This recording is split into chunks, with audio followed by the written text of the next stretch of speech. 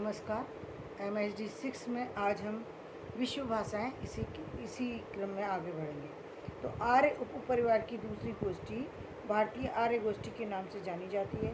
इसमें वैदिक काल से लेकर आजकल की उत्तरापद की सभी देश की भाषाएं आती हैं। यहाँ ये स्पष्ट कर देना आवश्यक प्रतीत होता है कि इसी भाषा में भारोपीय परिवार का ऋग्वेद नामक सर्वाधिक प्राचीन महाग्रंथ भी लिखा गया है।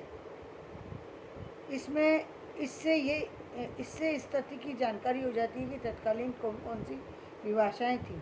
इस महाग्रंथ के छंदों अथवा इसकी भाषा के अध्ययन के द्वारा तत्कालीन प्राकृतों का इतिहास या साहित्य तो नहीं ज्ञात होता है, फिर भी इसकी अर्थोत्पत्ति से भाषा वैज्ञानिकों ने उस समय के आरंभिक प्राकृतों के विषय में अवश्य ही ज्ञान प्राप्त कर लिया है। उस समय की एक विभाषा का विकसित राष्ट्रीय और साहित्यिक रूप भी दिखाई देता है। ये रूप तत्कालीन व्याकरणाचार्य पाणिनि की भाषा में भी दिखाई देता है। आगे चलकर इसी रूप में हिंदुओं का विशाल वाङ्मय रचा गया। इसी प्रकार से मध्यकालीन प्राकृतों का साहित्य विस्तृत और विशाल है। ये ज्ञातव्य है कि मध्य प्राकृत अर्थात मध्यकालीन आर्य भाषाएं पाली प्राकृत, जिसे कि महाराष्ट्री, सौरसेनी या अर्धमागधी, पैशाची आदि नामों से जाना जाता है, गाथा और अपभ्रंश है। आधुनिक प्राकृतों में अपभ्रंश के अर्वाचीन रूप अवट्ट भाषाएं और देश भाषाएं आती हैं। ईरानी और भारतीय भाषाओं के बावजूद एक दार्दीय भाषा वर्ग का नाम अधिक प्रचलित है।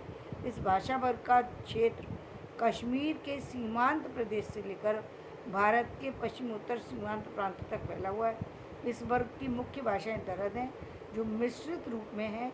ये इसलिए है कि इनमें भारतीय ईरानी दोनों ही प्रकार की भाषाओं की पहचान हो जाती है।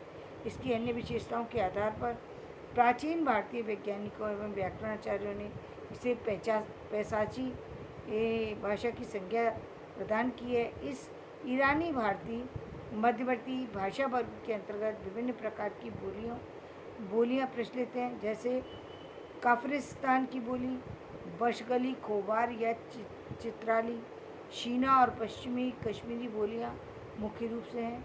इसकी विशेषताओं को ध्यान में रखते हुए कुछ लोग इसे काफिर भाषा भी कहते हैं। मुख्य रूप से ईरानी देश की भाषाओं के दो भाग हैं, पूर्वी ईरानी और पश्चिमी ईरानी। पूर्वी ईरानी भाषा की सबसे प्राचीन भाषा अवेस्ता है। अवेस्ता शब्द की व्युत्पत्ति के विषय में ये कहा जाता है कि ये शब्द संस्कृत का है। ये संस्कृत के अभ्यस अभी प्लस अस से मिलता जुलता हुआ शब्द है। इसे अभी उपसर्ग है, अस धातु है। इसका अर्थ वेद के समान उसका शास्त्र अथवा ग्रंथ है, लेकिन इस समय इसका अर्थ पारसी शास्त्रों की भाषा के लिए होने लगा है। जैंद अथवा जिंद दोनों समानार्थक शब्द हैं। ये मूल अवेस्ता की टीका का ही नाम है, जो टीकाएँ पहलवी में लिखी गई हैं। इसमें अवेस्ता को जिंद या जैंद भाषा कहा जाता है। यूँ तो इस अवेस्ता का साहित्य विभिन्न काल संदर्भों का साहित्य में जरस्तुस के वचनों का संकलन है।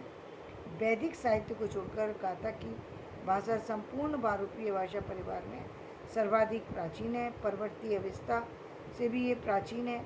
इस गाथा की भाषा में हैंदीदाद के कुछ भाग लिखे गए हैं।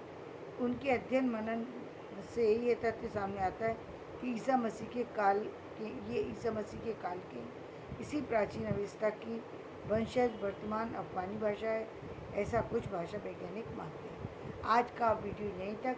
कल हम इससे आगे की चर्चा करेंगे, क्योंकि ये विषय थोड़ा सा टफ है, थोड़ा सा जो है चीज़ों को अलग से देखने योग्य, इसलिए इसको हम छोटा छोटा ही ले रहे हैं। धन्यवाद। मेरा वीडियो पसंद है, लाइक करो, शेयर करो।